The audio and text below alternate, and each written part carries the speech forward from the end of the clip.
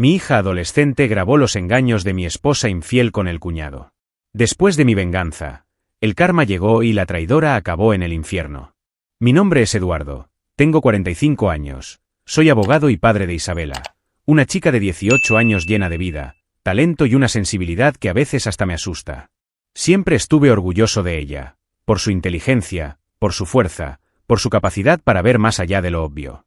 Mi esposa Carla tiene 42 años y es profesora de historia. Nos conocimos en la universidad, nos enamoramos rápidamente y construimos una vida aparentemente sólida. Pero, con el tiempo, me di cuenta de que mientras yo quería formar una familia basada en el diálogo y el respeto, ella parecía más interesada en mantener el control. Especialmente sobre nuestra hija. Y fue entonces cuando empezaron a aparecer las grietas. Desde pequeña, Carla demostró ser una madre dura. Demasiado exigente. Cuestionó la vestimenta de Isabela, criticó sus amistades, menospreció sus sueños. Cuando nuestra hija decidió seguir una carrera artística, Carla enloqueció. Decía que el teatro era para vagabundos, que ese no era el futuro. Intenté intervenir, pero todo se convirtió en una discusión. E Isabela empezó a encerrarse. La muchacha alegre y habladora dio paso a una joven más comedida, cautelosa con sus palabras, como si viviera en un campo minado. Vi que todo esto sucedía y traté, a mi manera, de equilibrar las cosas. Pero lo confieso, no me di cuenta de cuánto daño ya se estaba haciendo. Siempre he creído que el amor se prueba en la libertad. Que un padre y una madre deben guiar, no arrestar. Le dije esto a Carla, pero ella siempre respondía diciendo que sabía lo que era mejor. Como si su amor viniera con un manual de instrucciones. La casa se llenó de silencio y pequeñas guerras frías. Momentos en los que llegaba a casa del trabajo y sentía que algo estaba fuera de lugar, pero no sabía exactamente qué. Y aunque amaba a mi esposa, ya no podía reconocerla en sus gestos. Ella estaba distante. Fría con su hija. Y conmigo, solo protocolo. La intimidad se convirtió en una rutina mecánica, como si simplemente estuviéramos cumpliendo roles. Aún así, me aferré a todo. Para Isabela, principalmente. Ella merecía un hogar pacífico. Ella merecía una madre presente y amorosa que no la hiciera sentir mal por ser quien es. Pero Carla parecía incapaz de demostrar esa clase de amor. Pero en lugar de cambiar, se cerró más. E incluso cuando intentaba crear tiempo en familia, ella siempre inventaba una excusa. Un compromiso, un cansancio, cualquier problema. Empecé a sospechar que había algo más detrás de esta frialdad. Y cuanto más miraba, más mi hija se convertía en mi reflejo, desconfiada, silenciosa, pero atenta a todo. Fue entonces cuando comencé a notar algo en los ojos de Isabela. Una expresión extraña, entre dolor y ira contenida. Parecía que ella sabía algo que yo no sabía. Y como padre, esto me preocupaba profundamente. Siempre he alentado la verdad aquí en casa. Siempre he dicho que los secretos tienen fecha de caducidad, que algún día todo saldrá a la luz, de una forma u otra. Pero nunca hubiera imaginado que, detrás del comportamiento comedido de Carla, había algo mucho más grande. Algo que ya se estaba viendo, sintiendo, y quizás incluso registrando. Simplemente no tenía idea cómo. Siempre me he esforzado por ser el punto de equilibrio en esta casa. Con una esposa controladora y una hija cada vez más asfixiada, intenté mantener un mínimo de paz. No fue fácil. ¿Conoces ese tipo de ambiente donde todo parece tranquilo, pero el silencio grita? Eso fue todo. Llegaba a casa del trabajo e intentaba iniciar una conversación, crear un momento de conexión, pero a veces sentía como si todos vivieran en una burbuja. Excepto yo. Yo siempre estuve ahí, tratando de unir las piezas invisibles de nuestra familia. Pero solo se puede pegar lo que no se ha tirado a propósito. Con Isabela mi papel fue diferente. Nunca quise imponerle nada, porque sabía que ella ya estaba lidiando con demasiado control por parte de su madre. Entonces, me aseguré de crear un espacio seguro. Donde podía cometer errores, intentarlo, decir lo que pensaba, incluso cuando era difícil escucharlo.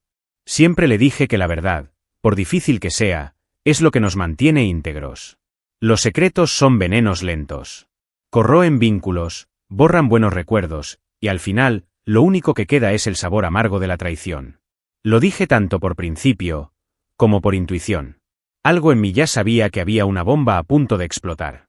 Carla pensó que yo era demasiado suave con nuestra hija. Dijo que estaba arruinado, que era indulgente. Pero vi algo que ella no vio, o tal vez se negó a ver. Isabela rogaba por amor genuino, no reglas. Quería ser vista, no supervisada. Y eso me dolió. Porque mientras me esforzaba por ser el padre que ella merecía, también era el marido de una mujer que parecía haberse rendido con nosotros. Aún así, seguí creyendo que dar ejemplo era la mejor manera. Mostrar esa integridad es lo que hacemos cuando nadie nos mira. Quizás por eso nunca lo sospeché.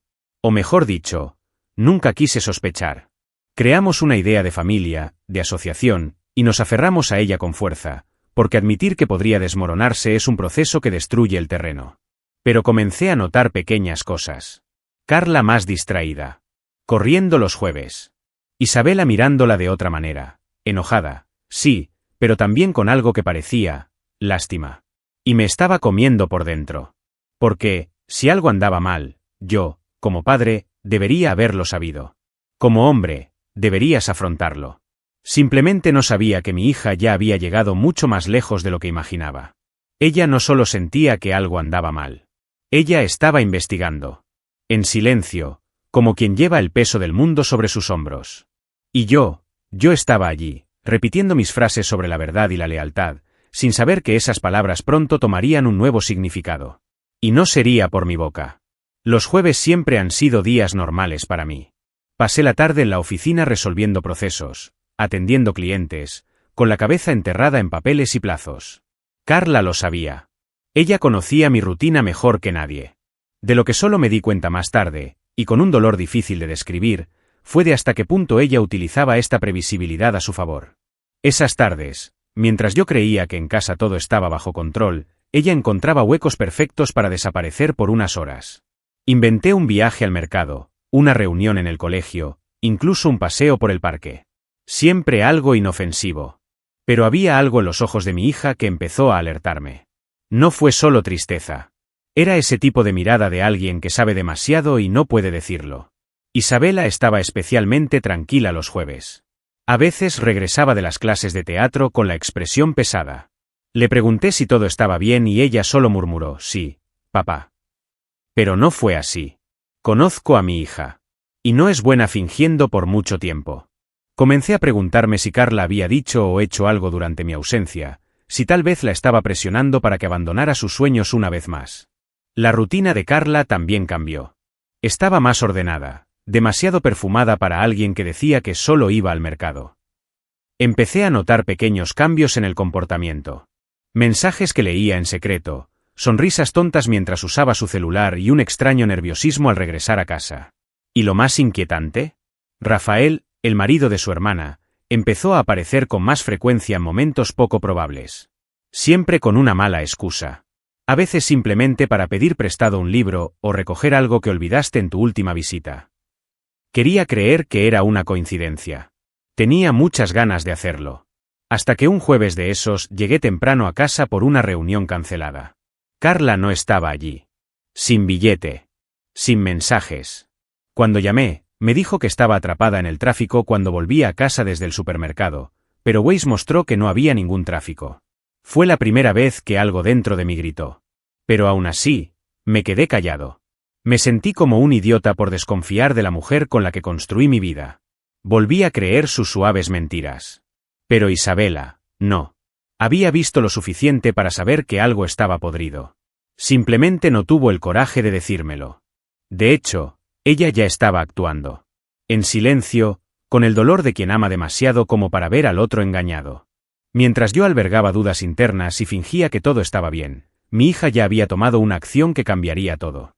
Una actitud valiente, drástica y absolutamente necesaria. Sabía que allí se escondía algo grande. Y decidí que si no podía verlo con mis propios ojos, entonces ella me lo mostraría. Fue solo unos días después de ese extraño jueves que todo empezó a encajar, de una manera brutal. Estaba buscando un cargador en la habitación de Isabela, rebuscando en un cajón de una cómoda, cuando encontré un dispositivo extraño. Una cámara pequeña y discreta, de esas que solo reconoces si has visto algo similar. Al principio pensé que era parte de una obra de su curso de teatro, pero estaba frente a mi habitación. La sangre se heló. Llamé a Isabela a la habitación y le pregunté, con calma, ¿qué era eso? Ella palideció. Intentó hablar, pero se detuvo. Me acaba de dar un pendrive. Y él dijo, papá, solo mira. Yo miré. Y juro por Dios que nunca olvidaré lo que vi en esa pantalla. Carla. En nuestra habitación. Tumbados en nuestra cama. Con Rafael. El marido de su hermana. Me dio náuseas. Estaban juntos allí, como si nada fuera sagrado, como si ese espacio no fuera el lugar donde dormíamos, hablábamos, compartíamos nuestra vida. Ellos se rieron. Se tocaron. Tuvieron sexo como dos adolescentes. Y lo peor, gritaba y gemía tanto que probablemente los vecinos la oyeron.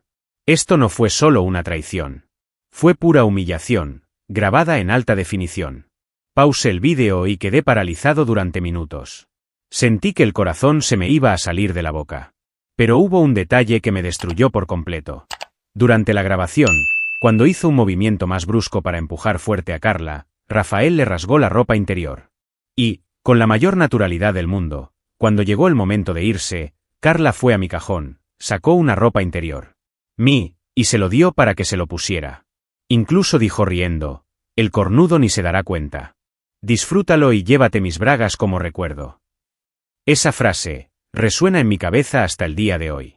Nunca imaginé escuchar a mi esposa hablar así de mí. Con burla. Con desprecio. Y todo esto frente a mi sangre. Mi hija. La chica que dijo que protegió mientras me apuñalaba por la espalda con el hombre de su propia familia. Isabella no me lo había dicho todavía porque tenía miedo. Miedo a hacerme daño, a destruirme con la verdad. Lo llevaba sola, observando, grabando, esperando el momento adecuado. Y me sentí como el peor padre por no darme cuenta antes. Ella solo quería protegerme.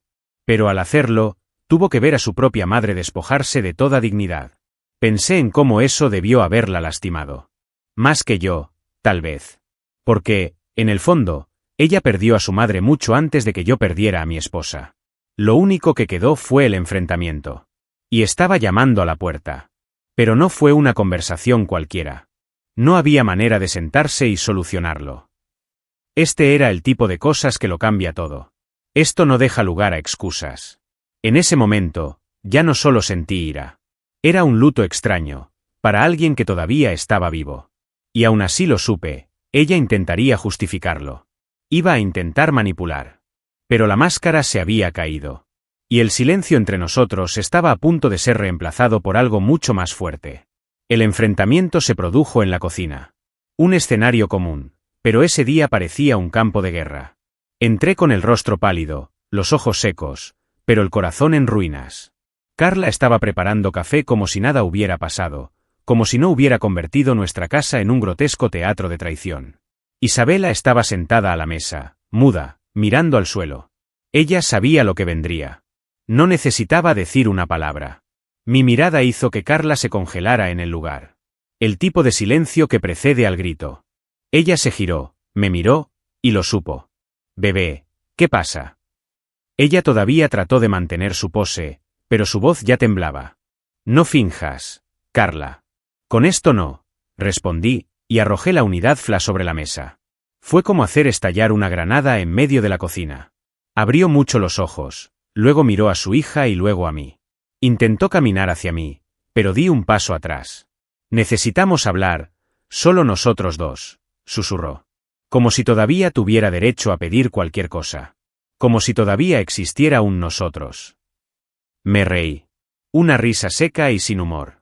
Ya has hablado mucho, tú y Rafael. Isabela se levantó y salió de la cocina sin decir nada. Pero antes de cruzar la puerta, miró a su madre con una expresión que me desgarró por dentro. Eso no fue odio. Fue asqueroso. Engaño. Carla se desplomó. Intentó llorar, me suplicó que le explicara, dijo que no era lo que parecía. Pero todo lo que dijo fue ruido. Porque el vídeo gritaba más fuerte que cualquier excusa. No la golpeé. No grité. Solo la miré con el desprecio que merecía. Porque a veces el silencio duele más que cualquier palabra. Supo, en ese instante, que había perdido. El detalle de la ropa interior. Fue el golpe final. Incluso le diste mi ropa interior. Carla. La mía. Y tuviste el coraje de reírte. De llamarme cornudo. En mi cama. Se cubrió la cara con las manos y cayó al suelo, de rodillas. Fue un error, Un momento de debilidad. Y solo pude responder, no. Un error es olvidar el arroz en la estufa. Hiciste una elección. Repetida. Planificada. Intentó tocar mi mano. Tiré. La necesidad de gritar era inmensa, pero no iba a dársela. Ella no merecía más reacciones emocionales de mi parte. Solo desprecio. En ese momento supe que algo dentro de mí había muerto. El hombre que creía en esa mujer, en esa historia, ya no existía.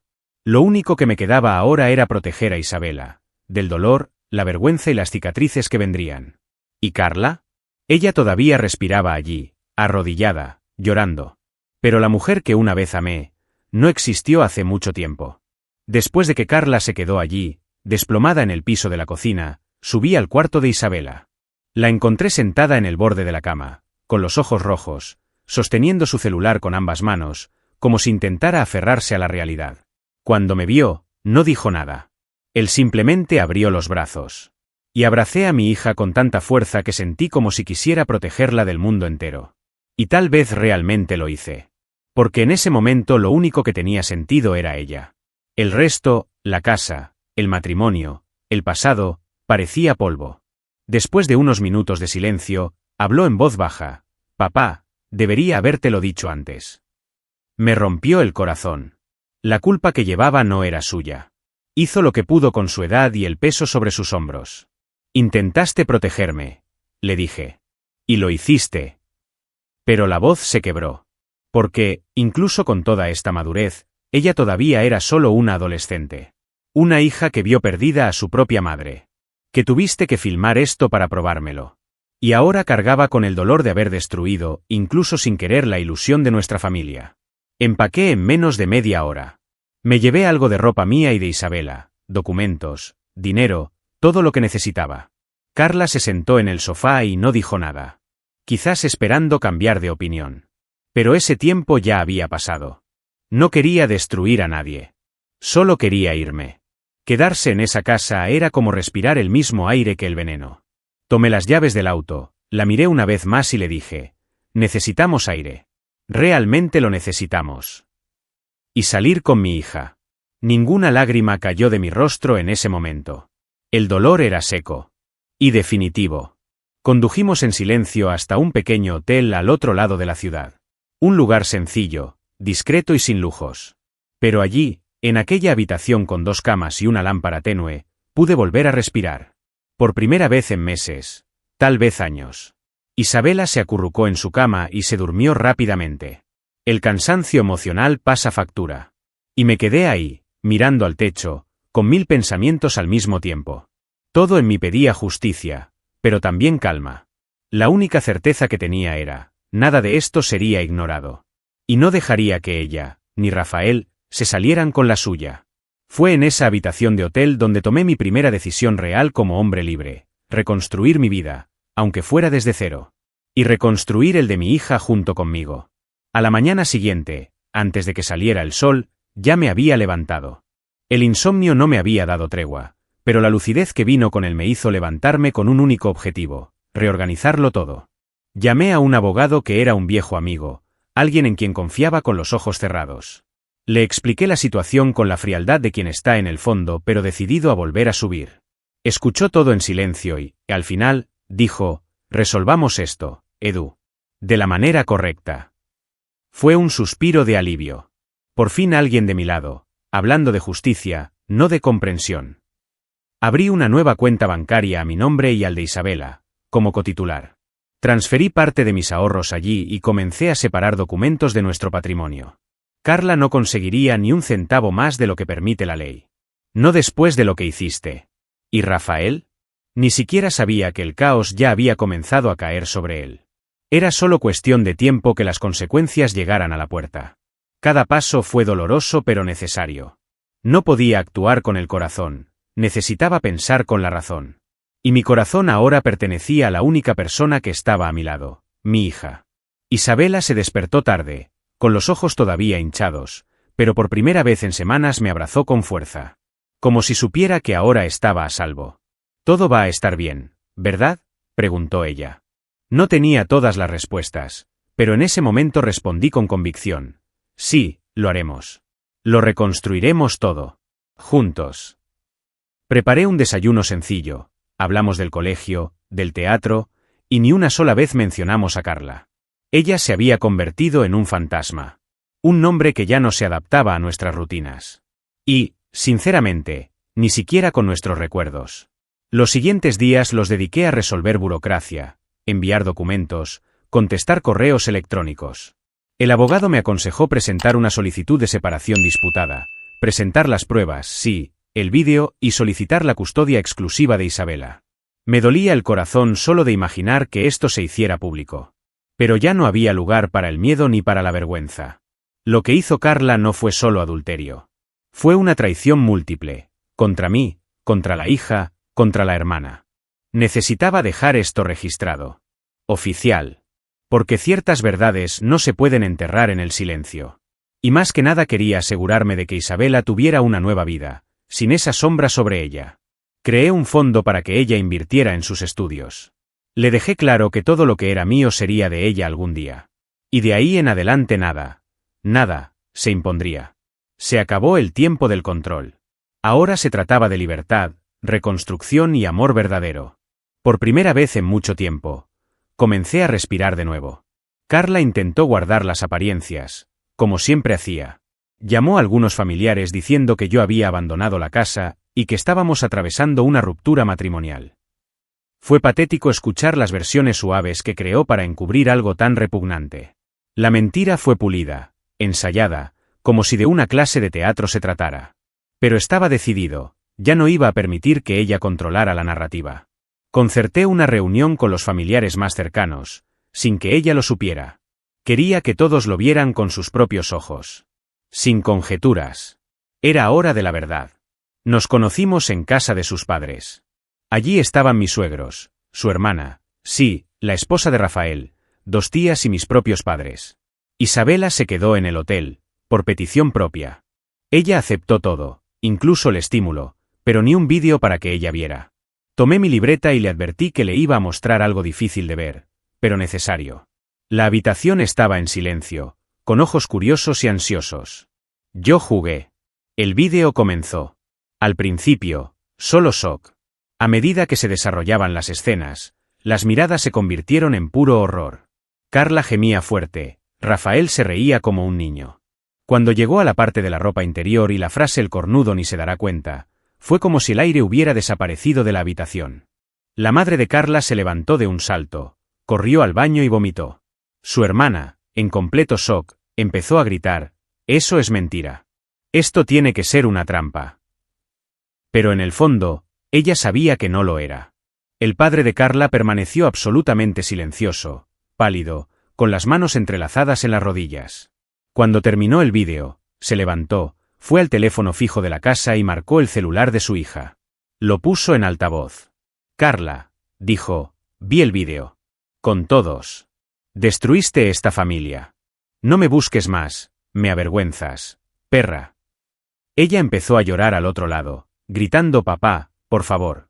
Pero él colgó. No más palabras. El silencio se hizo cargo por unos momentos. Las tías lloraban. Mi padre me abrazó fuerte y su hermana salió de la habitación llorando. Rafael, según dijo después, ya había desaparecido desde que se dio cuenta de que había circulado el vídeo. Apagó su celular y desapareció de su casa. Pero eso no salvó a nadie. El daño ya estaba hecho y era irreversible. Por primera vez, Carla se quedó sola con su mentira desnuda, sin aplausos, sin público.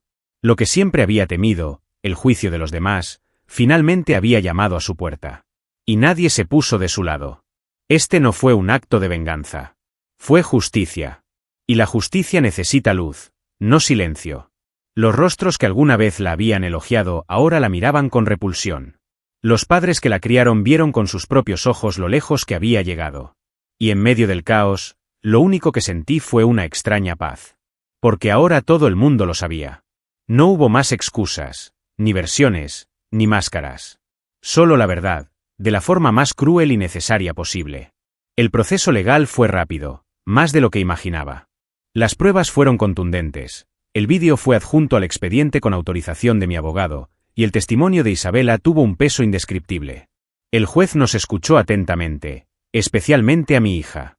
Isabela, con voz firme, dijo, si intentan obligarme a vivir con mi madre, me escaparé. Ya no confío en ella. La sala del foro quedó en silencio. El juez miró a Carla con esa mirada que mezcla decepción y desprecio. A partir de entonces, el resultado fue inevitable. Se me concedió la custodia exclusiva, sin derecho a impugnación.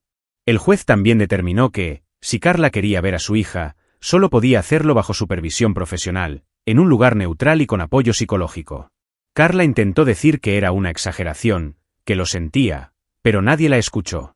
El dolor que le causó a Isabela no fue algo que una disculpa pudiera borrar. Ella perdió a su hija no porque yo quisiera que lo hiciera, sino porque desperdició cualquier posibilidad de reconciliación. Y a esta altura, ni siquiera la justicia tuvo dudas. Isabela lloró en el auto, luego de la audiencia. No por tristeza, sino por alivio. Se acabó, ¿verdad? Me preguntó. Y yo respondí, ahora podemos respirar. Fue allí, en ese momento, que me di cuenta de cuánto había madurado a la fuerza mi hija. Una adolescencia robada por la mentira, la manipulación y el engaño de quienes deberían protegerla. Me juré a mí mismo que a partir de ahora haría todo diferente. Que sería un padre, un amigo, un refugio seguro. Porque ya había visto suficiente de lo que no es amor. Ahora había llegado el momento de mostrar lo que es el verdadero cuidado. Carla no se presentó a la primera visita supervisada. Ni siquiera en el segundo. Comenzó a alegar problemas de salud, crisis emocionales, depresión. Tal vez eran reales, tal vez eran simplemente otra forma de llamar la atención, ya no sé distinguir lo que es verdad de ella. La terapeuta designada llegó a decir que la ausencia de Carla estaba perjudicando cualquier posibilidad de acercamiento. Pero honestamente, no tenía más expectativas. Y Isabela tampoco. Ya no preguntó por su madre. Y eso, por más cruel que parezca, fue una señal de curación. La expulsión se volvió definitiva, no solo por una decisión judicial, sino como consecuencia natural de las decisiones que tomó Carla. Podría haber sido todo, madre, esposa, compañera. Pero prefirió el camino de la traición, la manipulación, el egoísmo. Ahora estaba sola. Y el silencio a su alrededor ya no era el nuestro. Era de ella. Frío, agudo, irreversible. Recibí la llamada un martes por la mañana. Llevaba a Isabela al colegio cuando sonó su celular. Un número desconocido. Respondí, algo distraído, hasta que escuché la frase que me heló el cuerpo. ¿Señor Eduardo? Carla fue encontrada muerta en su casa esta mañana. La voz del encargado del hospital era impersonal, pero el impacto de las palabras fue como un puñetazo seco en el estómago. No sentí amor. No sentí pena. Simplemente sentí un frío extraño, como si alguien presenciara el final inevitable de una tragedia anunciada. La madre de mi hija, sola, sin nadie alrededor, y ahora, ya ni siquiera tenía vida. Según el informe, había llamado a un chico de compañía durante las primeras horas de la mañana. Estaba solo en casa. La relación sexual fue intensa, según la propia declaración del niño a la policía. Dijo que, en medio del acto, ella comenzó a sentirse mal, palideció, sudó y se desmayó. Intentó ayudarla, pidió ayuda, pero ya era demasiado tarde. La explosiva combinación de antidepresivos, tranquilizantes y alcohol empeoró todo. El esfuerzo físico fue el detonante final. Un derrame cerebral masivo. El mismo cuerpo que una vez conocí también fue encontrado sin vida, desnudo, en la habitación donde una vez dormimos juntos. Un final cruel, irónico y absolutamente simbólico. Isabela escuchó la noticia con una frialdad que me asustó y, al mismo tiempo, me hizo comprender el tamaño de la herida. Murió como vivió durante los últimos años, tratando de adormecer la culpa, dijo, sin levantar la vista. Me preguntó si necesitaba ir al funeral y le dije que sí, no para ella, sino para cerrar un ciclo. Lo estábamos. Llegamos tarde a propósito. No queríamos hablar con nadie. La sala de velatorio estaba casi vacía. Algunos familiares lejanos, pocos amigos. La mayoría conocía la historia. Muchos optaron por mantenerse alejados. La Carla de las apariencias ya no existía. Y lo real, nadie quería afrontarlo. Durante el funeral nadie lloró. Yo tampoco. Ni siquiera Isabela. Acabamos de ver el ataúd descender a la tierra con ese extraño peso de quien no siente pérdida, sino liberación. Mi hija estaba de pie con los brazos cruzados y la mirada fija, como tratando de entender si había algo allí de lo que debería arrepentirse. No lo hubo. La madre que conocía, admiraba y deseaba tener cerca había desaparecido hace mucho tiempo, mucho antes de la traición, antes del vídeo, antes de la caída. Ya era una figura. Un vacío. El cuerpo que ahora iba al fondo de la tierra era solo el reflejo final de decisiones oscuras. Salimos en silencio. El tipo de silencio que no grita dolor, sino que termina con susurros. Miré al cielo y respiré profundamente. No hubo alivio en el sentido cruel. Hubo un cierre. Finalmente hubo espacio para empezar de nuevo. Y eso es lo que hicimos. Isabela y yo seguimos, con cicatrices, sí, pero también con claridad. A veces el destino escribe el resultado que no tendríamos el valor de expresar con palabras. Y a veces, el verdadero duelo es por la persona que queríamos que existiera, y que en realidad nunca existió. El pasado, finalmente, quedó bajo tierra.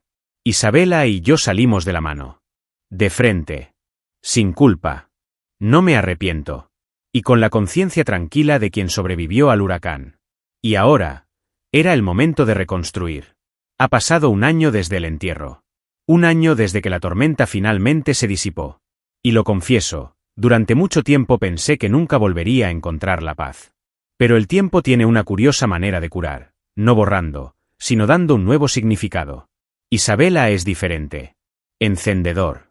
El brillo de sus ojos volvió.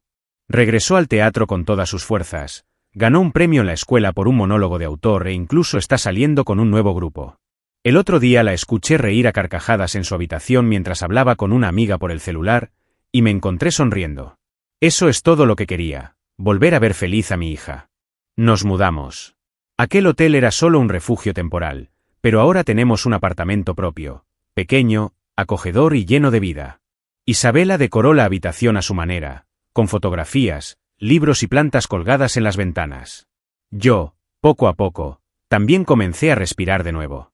Me reconecté con algunos viejos amigos, me uní a un grupo de corredores los sábados e incluso comencé a ir a su escuela para reuniones, obras de teatro y presentaciones. De hecho, fue allí donde conocí a alguien inesperado, Marina. Marina es la madre de Valentina, compañera de clase de Isabela. Viuda desde hace unos años, simpática, inteligente, con un sentido del humor sarcástico que me tomó por sorpresa. Empezamos a hablar después de una función de teatro, tomamos un café informal, luego otro, y lo siguiente que supe es que estábamos intercambiando mensajes todos los días. Isabela lo notó antes que yo. Un día llegó a casa del colegio diciendo, «Marina es genial, ¿sabes? No te preocupes, papá. Ella es diferente». Sonreí, sin saber qué decir.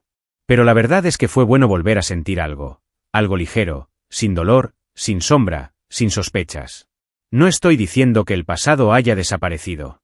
Todavía está aquí, en forma de cicatriz. Pero hoy, cuando miro a Isabela ensayando en el espejo, o cuando Marina me envía un mensaje tonto solo para preguntarme cómo estuvo mi día, me doy cuenta de que ha llegado un nuevo comienzo. Sí, es posible reconstruir. Que es posible volver a amar, no a pesar de lo vivido, sino gracias a lo que hemos superado. Y que, quizás, el final feliz no sea un cuento de hadas, sino una vida normal, con amor genuino, después de mucho caos. ¿Y quieres saberlo? Esto es más que suficiente. Deja tu opinión en los comentarios, dale me gusta al vídeo y suscríbete al canal para recibir notificaciones de nuevos vídeos, y también ayudarnos a llegar a más personas y formar una comunidad. Disfruta y mira una de las historias que van apareciendo a continuación sobre nuevas denuncias de traiciones y venganza. Hasta la próxima.